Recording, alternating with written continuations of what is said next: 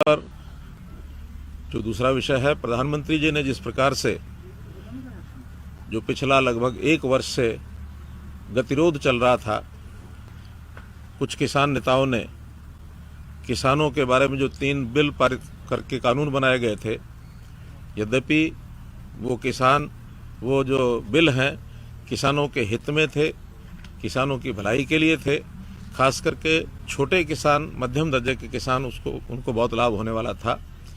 लेकिन चूँकि कुछ किसान नेताओं ने एतराज़ जताया और एक वो गतिरोध बना था, आज प्रधानमंत्री जी ने बड़े हृदय से, और मैं कहूँगा कि उन कानूनों को वापस लेने की घोषणा की है।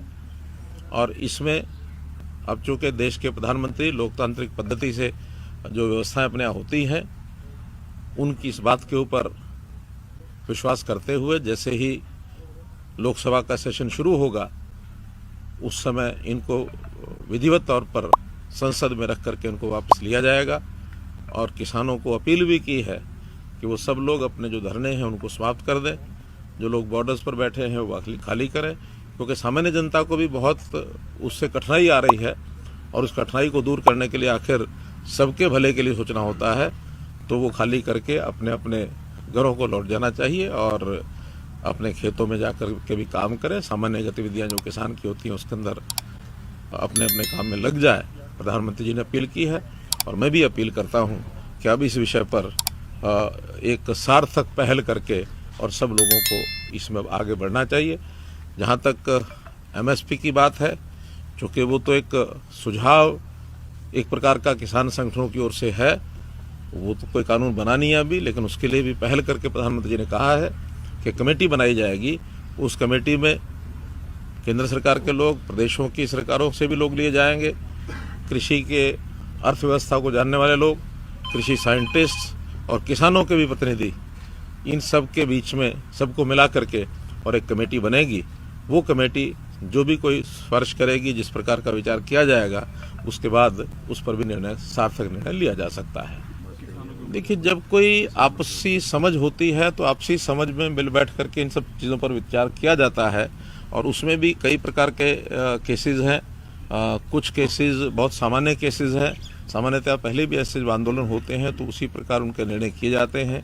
जो कोई बहुत गंभीर धाराओं के अंतर्गत होते हैं उनका विषय जो है, चूँकि बहुत केसेस कोर्ट में भी चले जाते हैं तो कोर्ट के माध्यम से वापस करने पड़ते हैं। तो एक सार्थक, जिसको कहना चाहिए, पहल हम अपनी ओर से भी करेंगे और इसमें किसी प्रकार का आगे कोई विवाद बढ़ने नहीं दिया जाएगा। आपकी कई बार मीटिंग्स हुई हैं माननीय होम मिनिस्टर के साथ, माननीय उनके सीनियर के साथ, तो आपने कितनी बार इन इश्यूज को उठाया और क्या चर्चा रही? फिर अब तो क्योंकि अब सब कुछ सॉल्व हो गया तो आज तो शेयर कर ही सकते हैं। क्योंकि देखिए, ये सारा आंदोलन का ज़्यादा असर हरियाणा पर या कुछ पंजाब में भी कह सकते हैं, लेकिन इन आखिरी दिनों में तो पंजाब में उतना प्रभाव नहीं था जितना हरियाणा में था, कुछ थोड़ा पश्चिमी उत्तर प्रदेश में था। तो मैं जब भी पिछले वर्ष भर में, चाहे अपने पार्टी के अध्यक्ष से मिला हूँ, चाहे होम मिनिस्टर से मिला हूँ, चाहे प्रधानमंत्री से मिला हूँ, प्राय हर बार इस विषय पर चर्चा होती रही है। और हर बार उन्होंने भी कहा कि किसी प्रकार की कोई बातचीत किसी कॉर्नर से आती है तो वो ज़रूर हमारे तक पहुँचाते रहें। मेरी भी बीच बीच में कुछ किसान नेताओं से बातचीत चलती रही है, क्योंकि ये सब बातें इनफॉर्मल होती है। फॉर्मल लेवल पर हमारा कोई अधिकार भी नहीं है, क्योंकि ये विषय राष्ट्रीय स्तर का है, केंद्रीय कानून बने हैं। लेकिन इनफॉर्मली जितनी बातें हैं, जितने इनपुट्स हमारे पास थे, वो हमने बताए और उसमें बातचीत करने में जो लोगों को हम भेज सकते थे, केंद्रीय नेताओं के पास भेजा भी था।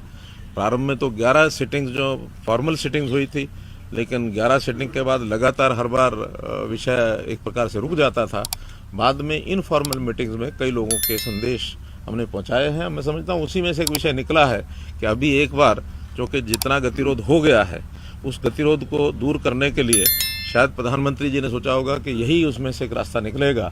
और चूँकि कोई बात और किसान नेता इससे ज़्यादा सुनने के लिए तैयार नहीं है, तो उन्होंने बड़ा मन दिखा करके, और जैसे लोकतंत्र में होता है कि जनता की बात को ज़रूर ध्यान में रखते हुए निर्णय लिए जाते हैं। हालांकि निर्णय लेने का अधिकार भी संसद को है।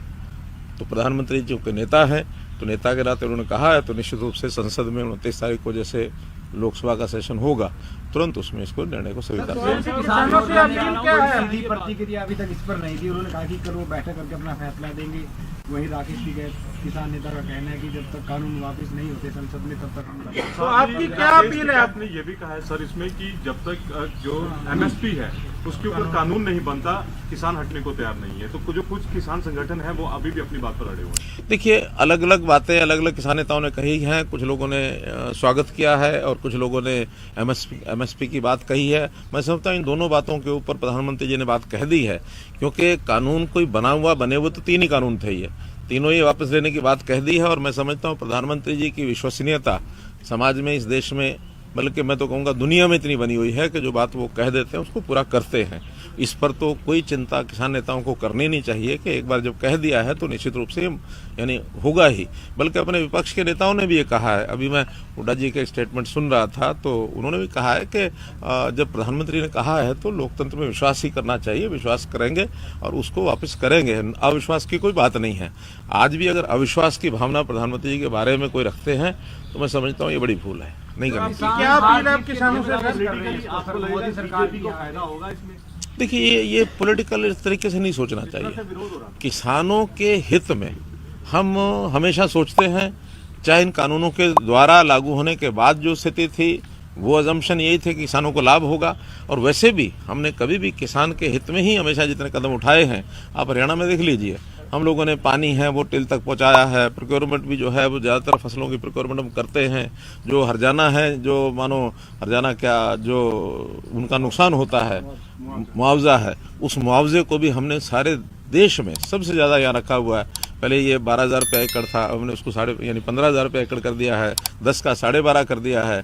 और भी जितनी सुविधाएं किसानों को हम दे सकते हैं, चाहे वो भूमि, ये जो सॉयल परीक्षण के जो कार्ड्स थे वो हमने बनाए हैं, लैब्स बनाई हैं। हर एक मंडी में अब वहाँ लैब बनेंगी, स्कूल कॉलेजेस में हमने लैब बना दी है, ताकि सॉयल टेस्टिंग का जो सिस्टम है उसके आधार पर सॉयल की जो क्वालिटी है उसको देख करके किसान को बताया जाए क्या बुआई करनी क्या नहीं। सेम की जो ज़मीन है उसको हम 1 लाख एकड़ उसको ठीक करने की और आगे बढ़ रहे हैं। और किसान का, जैसे प्रधानमंत्री जी ने शुरू किया था किसान मान सम्मान निधि, तो वो सम्मान निधि के अंतर्गत 6,000 रुपया हर किसान को हर वर्ष आता है। तो बहुत से ऐसे पग हैं जो गिनाए जा सकते हैं जो पहले कभी नहीं उठाए गए। आज भी आगे हम छोटा किसान जो है, जिसकी आय बहुत कम है, ज़मीन कम है, ऐसे किसान के परिवारों को किसी न किसी को रोज़गार, यानी कृषि के अलावा रोज़गार भी दिलाने का ये हम प्रयत्न कर रहे हैं। जैसे हमने हरियाणा में ही मुख्यमंत्री अंत्योदय परिवार उत्थान योजना ये चलाई है, इसमें 1 लाख परिवारों को, उसमें मैं समझता हूँ किसान भी होंगे, मजदूर भी होंगे, सभी होंगे, तो ऐसे परिवारों को रोज़गार दिलाने की हमारी मुहिम चल रही है। आज भी उसके लेकर के मेरी बैंक्स के साथ मीटिंग है, जो हमारी स्टेट लेवल बैंकिंग कमेटी है, ताकि उनको ऋण मिल सके, उनको रोज़गार करने के लिए काम हो सके। हम गरीब के लिए, किसान के लिए जितनी योजनाएं बनाई आज तक सब बनाई हैं, लेकिन केवल उसमें से शंकाएं पैदा करना, अविश्वास पैदा करना, ये किसी भी लोकतांत्रिक देश में उचित नहीं होता है।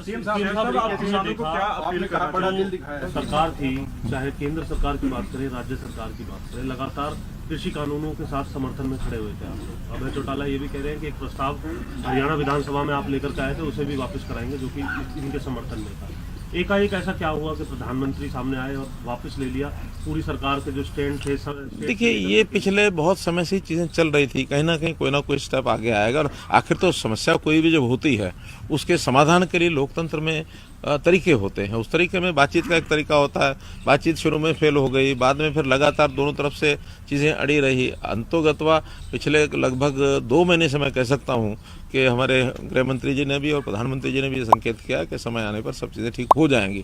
अब ये उनका अपना विषय है कि उन्होंने किस दिन उसकी घोषणा करनी और क्या करनी है, जो कि मुखिया वो हैं और केंद्र सरकार के कानून हैं, अधिकार भी उनको है। लेकिन हमने प्रयत्न सब किए और उस प्रयत्नों में से आज ये इस लेवल पर चीज़ पहुंची है। अभी भी कोई बातें अगर बची हैं तो उसको भी बैठ करके आगे, पंजाब के चुनाव से जोड़ के भी देख रहे हैं। ऐसा नहीं है, लोकतंत्र में चुनाव तो हर समय आता है। यानी इससे पहले आप कहेंगे कि पहले कर लेते तो फिर इलाहाबाद के चुनाव की बात होती, उससे पहले कर लेते तो असम के चुनाव है, उसकी चुनाव तो देश में हर साल कोई 2-4 प्रांतों के रहते ही हैं। 37 प्रांत, यानी हमारे 29 प्रांत हैं, तो 29 प्रांत में अगर 5 साल में तो ऑन एवरेज 5 प्रांत बैठ जाते हैं, 6 प्रांत बैठ जाते हैं। तो इसलिए ये चुनाव तो कभी ना कभी कोई ना कोई आते रहते हैं। आपने कहा बड़ा दिल दिखाया पीएम मोदी ने, और उन्होंने ये भी कहा कि कहीं ना कहीं वो समझाने में विफल रहे और इसलिए माफी भी मांगी है। इस दौरान किसानों की मौत हुई 800 के करीब, हरियाणा के भी कुछ हैं, उनके लिए हरियाणा सरकार किस तरीके का कोई विचार करेगी? देखिए वो किस कारण से उनकी मृत्यु हुई है, उन कारणों को आधार मान करके और उसका विचार किया जाएगा। अब इसमें जो आदमी चला जाता है उसके बारे में टिप्पणी करना कोई भी अच्छी बात नहीं होती है, लेकिन क्या कारण रहते हैं उन कारणों पर विचार करें। सर ये बताएं उन कारणों के बाद सर तीनों कृषि कानून जैसा कि दावा किया जाता रहा किसानों के हित के हैं, क्या किसी न किसी स्तर पे ये बात इस एक साल में किसानों को समझाने में हम ढीले रहे या असफल बना काम? देखिए प्रधानमंत्री जी ने स्वयं माना है कि कहीं ना कहीं हमारी तपस्या में कोई कमी रह गई है कि हम उनको समझा नहीं पाए, ये तो उन्होंने माना है।